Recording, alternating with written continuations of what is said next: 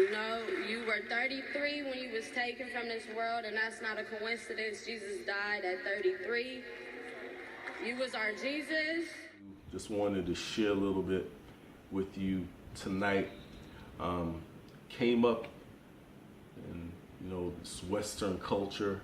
I went to church and just religious, went to church, but didn't have a relationship with the true and living God. Didn't have a relationship with God. When I became a little bit older, I became a part of something called, I was a 5%er, the nation of gods and earth. 5% is very militant in what I believed. Believed that the black man was God, white people were devils. Very militant. Was taught at a young age, taught very young. Had the spirit of murder, had the mentality of a murderer. I was taught that, hey, it was okay to take their lives. So was very militant with what I believed.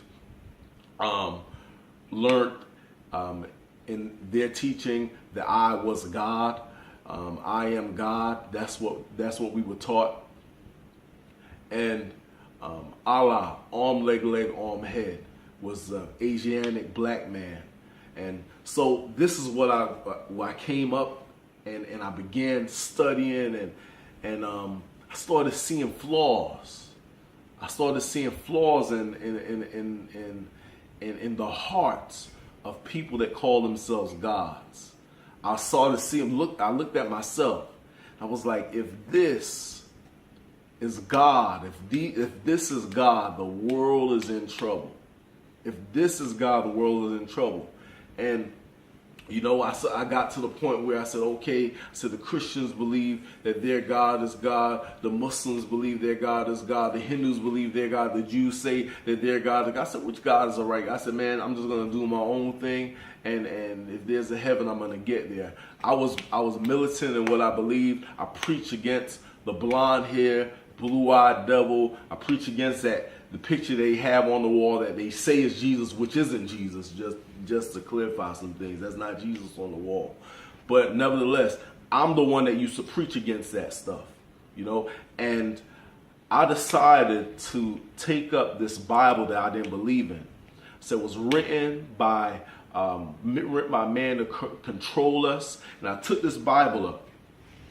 And that I believe was a fairy tale. I decided to open it one day. I was in my room, nobody else was there, and I opened it up. And it opened to the scripture where it talked about false teachers. It says they go by what they know naturally as brute beasts, and these things they corrupt themselves. And one of the things that we were taught, that there is no invisible God. So we are gods. The same lie that they fed to Adam and Eve in the beginning. You'll be as gods knowing good and evil, when they took up the tree of knowledge of good and evil. And see, the knowledge is a thing that got me about this, man. I was very conscious, self-conscious, conscious about my black pride, conscious about where things that my ancestors came from, and had a pride, a false pride.